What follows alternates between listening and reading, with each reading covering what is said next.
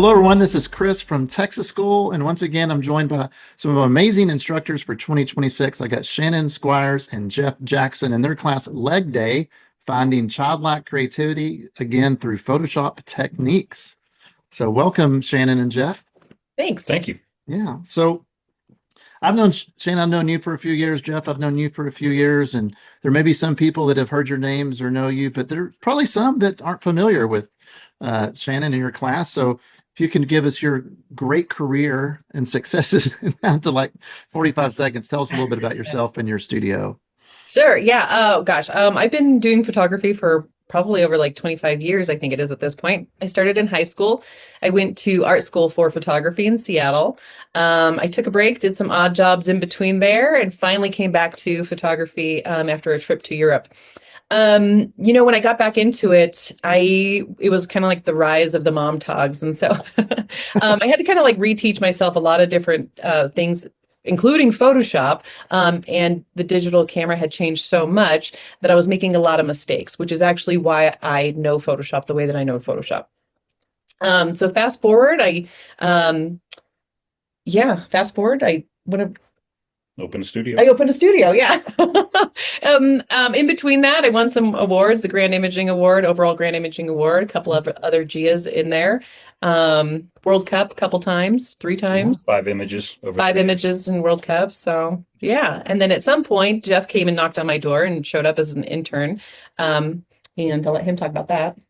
Yeah, I came as an intern. I was just transitioning out of the military and wanted to figure out what I wanted to be when I grew up. And then I became Shannon's intern and decided not to grow up because you can't really be an adult in the studio. So, well, your title is called Childlike. So there's Childlike. It's called Childlike, yeah. After my internship was up, I decided to stick around the studio. I started doing wildlife photography, but through the internship, I realized I like portraiture a lot because of the meaning we can create with other people that way. So started working on my master's, got my master's, and I've been helping Shannon teach because I've taught at the college level and at the high school level for a little over 10 years now. And so using the skills of pedagogy that way of teaching, that's what I can add some structure to the curriculum and stuff like that. So been helping her teach now for a few years too. Well, fantastic. And thank you for your service to our country. We appreciate that.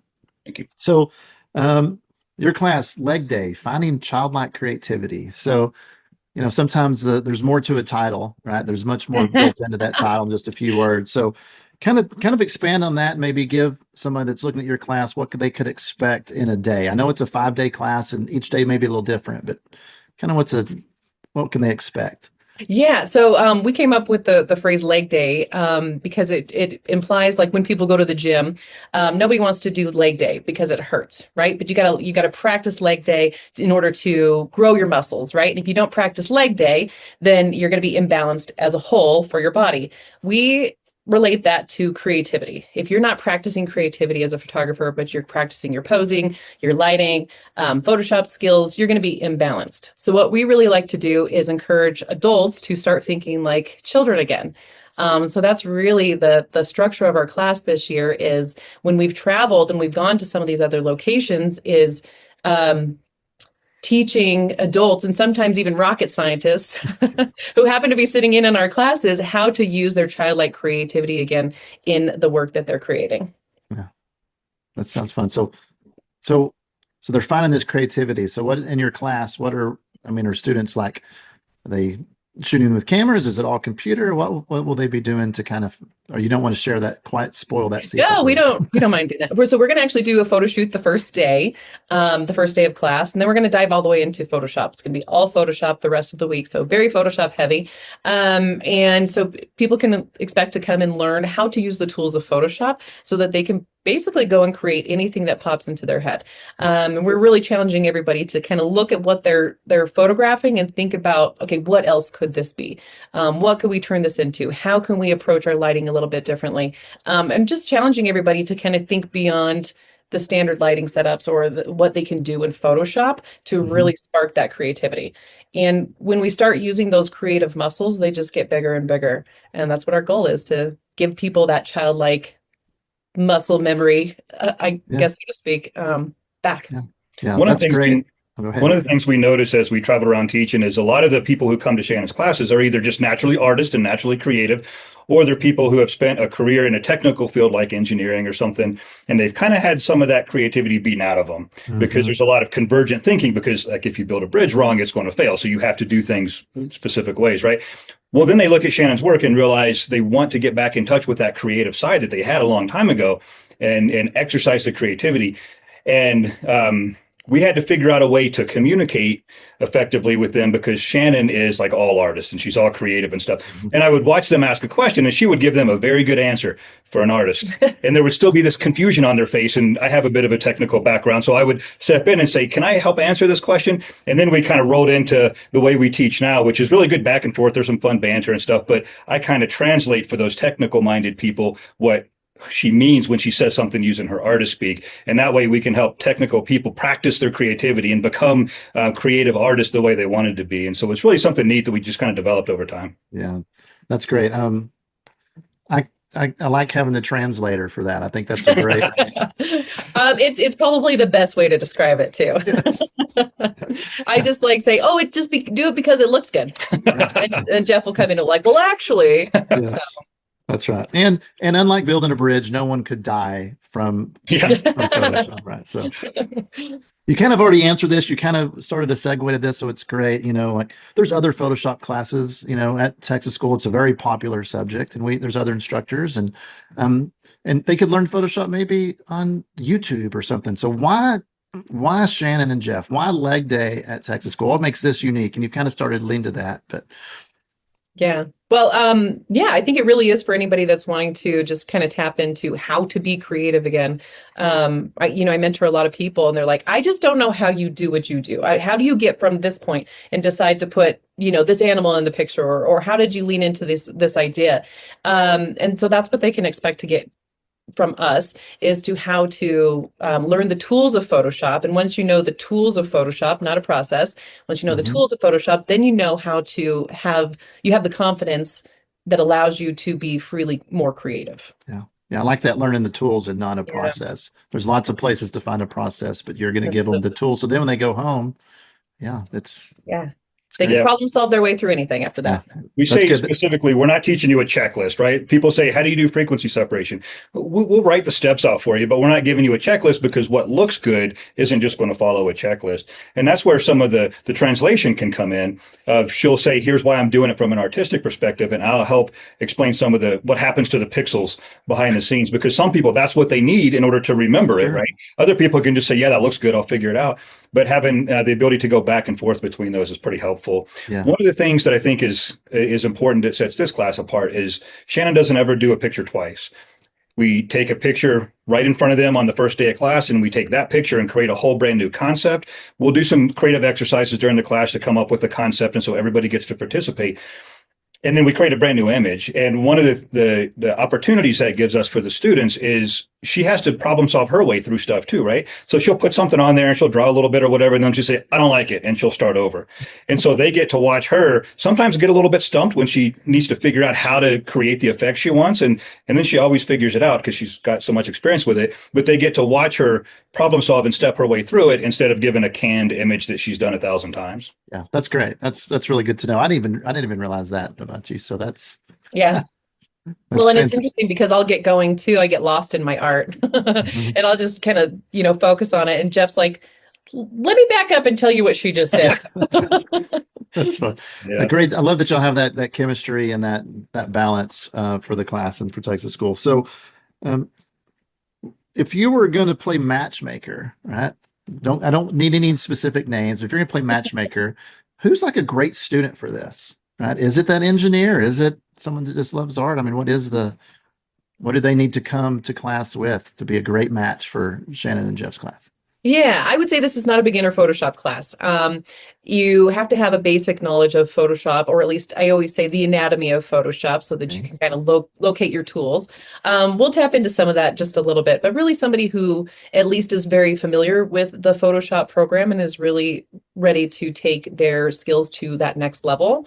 And also, to expand their creativity just a little bit more. Yeah. So I would say stumped with ideas. Right. I would say not necessarily an artist or an engineer, because with our teamwork, we can accommodate both of those. And so if someone is technical and kind of hesitant because Shannon's such an artist, don't come in. That's what I translate for. And one of the ways I do that also is when she's teaching, I'll walk around the class, and if somebody's kind of stuck or has a question, they can ask me, and it won't slow the class down because I know where she's going next most of the time. Sometimes she throws me a curveball, but I know what she's going to say, so I can run over in like 30 seconds, catch them back up, and they don't even have to stop the class for an answer. And so if you're an artist and you don't understand Photoshop, the things that she's doing very well, like we said, not a beginner's class, but don't hesitate. If you're unsure, if you belong, you can always just shoot us an email and we'll talk to you about it. Yeah, that's great. That's fantastic. So,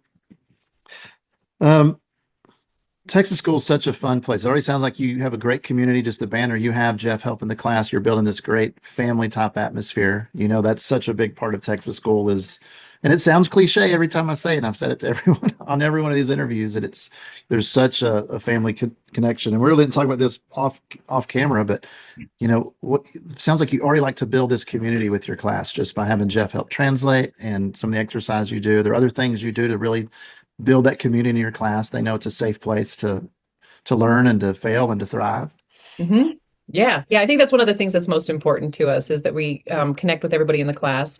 Like you said, it sounds a little bit cliche, but that's why we're there. You know, we both have a passion for teaching. We teach other places, not just within the PPA world.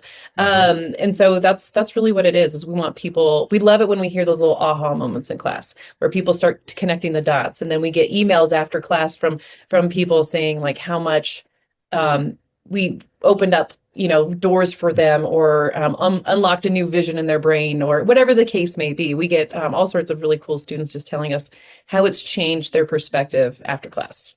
That's fantastic. And that's a great segue into our final question. I have asked every instructor this during these talks is, okay, Texas School, they've got all this information. They've probably got piles of notes. They've got a project on their computer. They're exhausted from the parties. They've just hugged their friends goodbye. And now real life sets in, and they're back at their studios, at their desk, or their home. But what's something that they can do that they couldn't do before they stepped into your class, or how is their life different? You know what? We challenge people to see things differently. One of the things that we say to our students is on your lunch break, pay attention to the lighting in the room, right? How is the light from that window hitting over here? Or, you know, we use different examples in the room and see how the light's traveling here. See the shadows on the table. Look at the fork on the table. Look at the glass that's in front of you, and look at it and say, what else could that be? So what we're doing is we're teaching people to see. Right? See things in new ways. And I think that that's going to be one of the biggest things is they're going to go home, and we get emails from people saying like, oh, I just saw this really cool shadow, or I just saw this thing and it turned into this other concept in my brain. And now I have this whole new direction of where to take my image or my thought. Yeah. So it's really neat. We have some really neat exercises that we do. One of them is we shine a light onto some objects on a table, and then we recreate that in Photoshop. Yeah. And that helps them turn what they see in a three-dimensional world into a two-dimensional image. And that skill is something that you just have to practice all the time, but they're watching form and shape, but especially the light and shadow. And once they have that skill, you can't unsee that. So they see it a lot.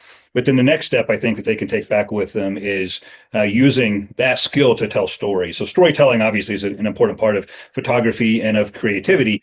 But as we build a story and then we talk about how does color tell a story in this image, and how does the light and shadow and the contrast tell a story in this image, and we put those pieces together throughout the week. And so they get some more tangible skills that they can take back and then try to experiment on their own. Yeah.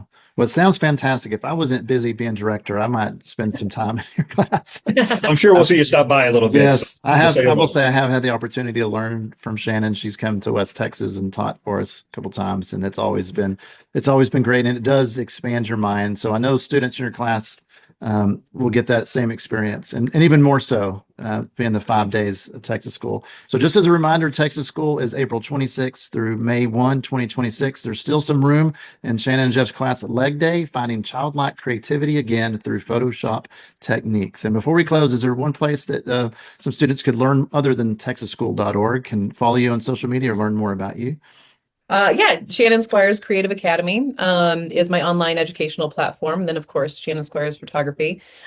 Jeff has his shot group photography on Instagram that you can go see some of the stuff that he's done. And kind of, it's really neat because you can actually see his transition as he's kind of worked through some of his photography over the last couple of years since coming to the studio. She's taught me a lot. Well, fantastic. Well, thank you so much for your time today. We're excited about have you back at Texas School and all you bring to the community and our students, and we can't wait to see you in April. Thank Great. you. See you there.